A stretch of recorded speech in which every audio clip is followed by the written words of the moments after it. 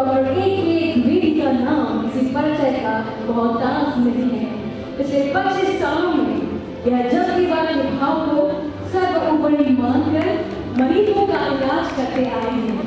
वर्तमान में यह प्रदेश के एकमात्र व्यक्ति हैं जो केंद्रीय होम्योपैथिक अनुसंधान परिषद आयुष मंत्रालय भारत सरकार में एडवाइजरी बोर्ड के सदस्य हैं। Everybody a big round of applause once again for Dr. A.K. Dwivedi. Now it's time to put your और आज की शाम में दैनिक भास्कर ग्रुप के द्वारा आप सबका बहुत बहुत स्वागत है और मैं सभी का स्वागत करना चाहता हूं। हमारे साथ प्रहलाद पटेल जी जो आज उपस्थित हैं, आने के लिए बहुत राज़ी हो गए और बहुत एक अच्छा मौका है हम सबको आपके साथ उनकी मुलाकात कराने का और उनसे बातें सुनने का। अभी थोड़ी देर पहले हम उनके साथ ऊपर बैठे थे और मुझे बड़ा मज़ा आया उनकी बातें सुन के। तो इनफैक्ट मैं उत्सुकता देख रहा हूँ कि आगे आप जब बोलेंगे तो हमसे क्या बात करेंगे। पर आते हैं हम इस अवार्ड के बारे में। इनफैक्ट डॉक्टर्स, जैसे अमित जी कह रहे थे कि डॉक्टर्स की याद बहुत लोगों को कम आती है। लोगों को तब याद आती है जब लोग सबसे ज़्यादा परेशान होते हैं।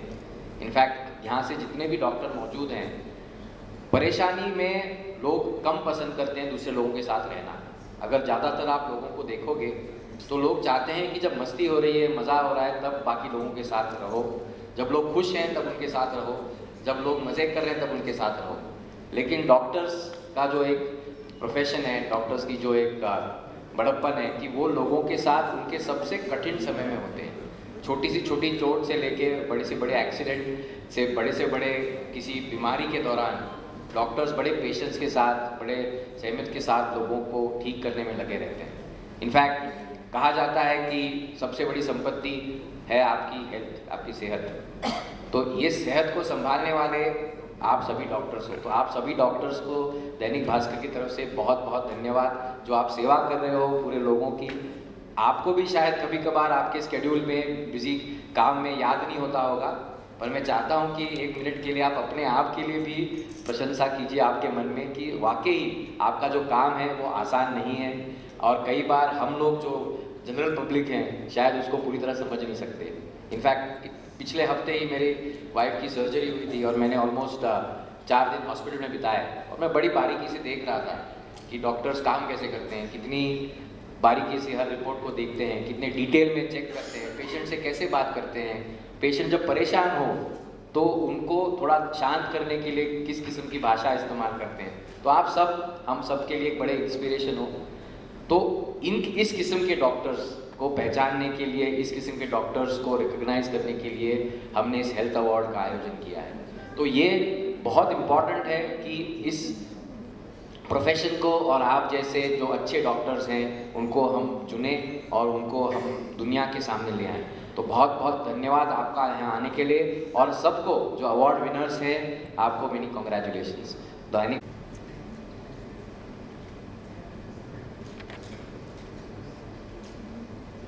एक शानदार, रचनात्मक और हमारे कर्तव्यों को सम्मान देने वाले इस महत्वपूर्ण कार्यक्रम के लिए मैं दैनिक भास्कर ग्रुप के सभी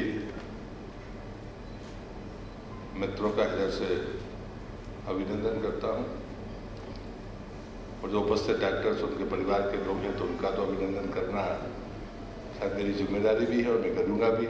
मैं शब्दों से भी आप सबका हृदय से अभिनंदन करता हूँ। मंच पर उपस्थित सीओ सम्माननीय सुब्रत मोदी जी, सम्माननीय संजय जोशी जी जिनकी हम अभी बात सुन रहे थे, अमित जी, नरेश प्रताप जी, उपस्थित भाइयों बहनों, आधी बात तो आशीष जी ने कर दी। वो कह रहे थे लिखने वाला बोलता नहीं है, बिना भावनाओं के कोई लिख नहीं सकता। कुछ लोग बोलने की प्रैक्टिस करके बोलते हैं, हम जब मन से बोलते हैं तो वो दिल से बोलने वाली जो ताकत होती है वो बड़ी चीज है। जो बात आप कह रहे थे उसमें सिर्फ इतनी ही बात मैं जोड़ता हूँ कि कोई भी डॉक्टर छोटा और बड़ा नहीं होता। मैं डॉक्टर को पदवी भी नहीं मानता। हम अपने जीवन का वो हिस्सा मानते हैं। यदि हम जीवन में कितने भी बदलाव देख ले, समाज जीवन है, सब प्रकार के सारे लोग एक से नहीं होते। यहाँ सुनने वाले लोग वो लोग हैं जिनका हमें अभिनंदन करना है। काश वो लोग होते जिनके चश्मों में कहीं दोष है तो शायद इस कीमत को समझ नहीं पाते। ये घटना बड़ी सत्य घटना है जो मैं कह रहा हूँ, लेकिन बेहद संवेदनशील है।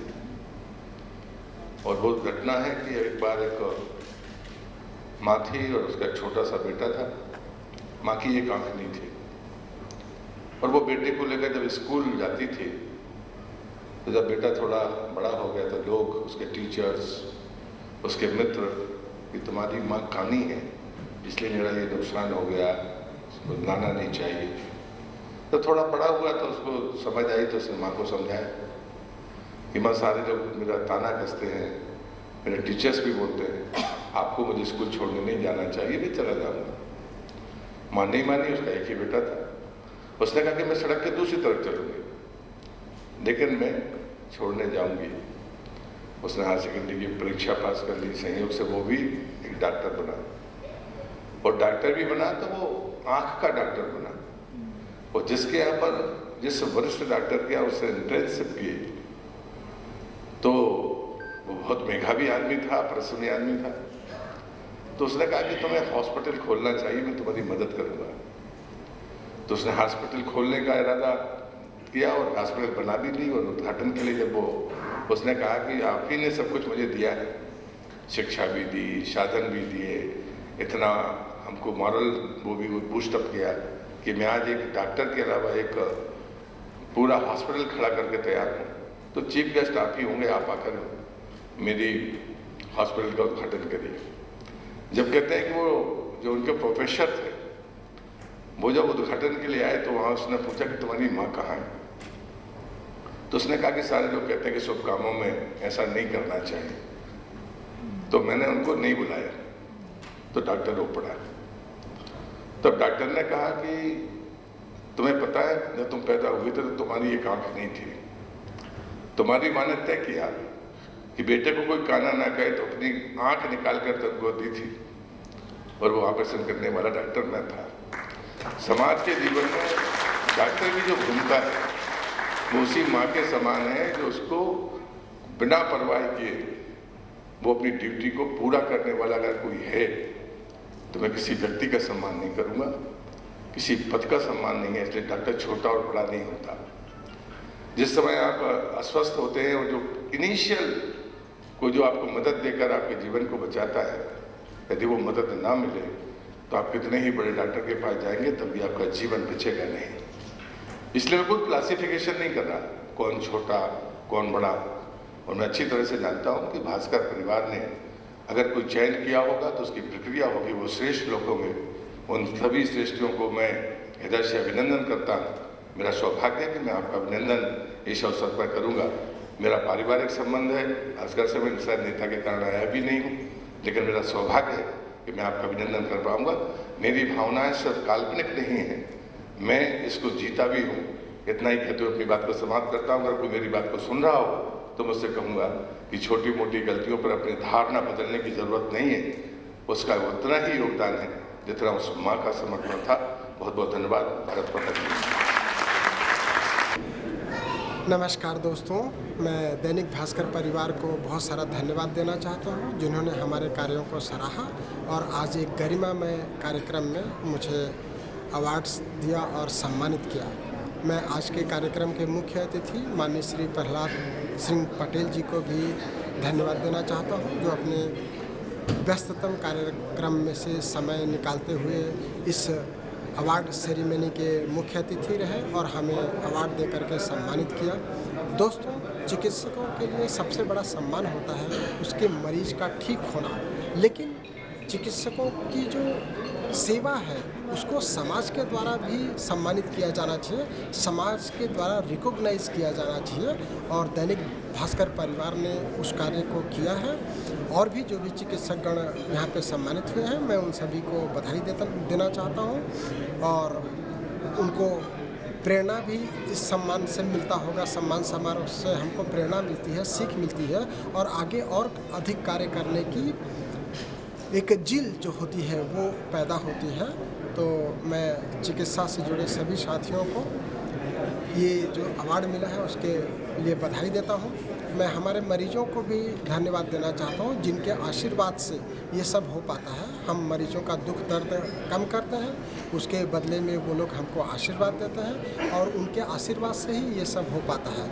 हमारे परिवार के जो सदस्य हैं, मेरी वाइफ है, मेरे बच्चे हैं, वो लोग जो हमारे साथ बहुत सारा कंप्रोमाइज़ करते हैं। हम कई बार घर लेट पहुंचते हैं, कई बार बर्थडे में लेट हो जाते हैं। तो ये सारा जो कंप्रोमाइज़ है वही कहीं ना कहीं कठिन कार्य के लिए हमको प्रेरित करता है और उसी कठिन कार्य से हमको सम्मानित किया जाता है। वो जो हम कार्य करते हैं उसके द्वारा ही सम्मानित किया जाता है। मेरे सभी इष्ट मित्रों को भी मैं बहुत सारा धन्यवाद देना चाहता हूँ। थैंक यू, धन्यवाद, नमस्कार।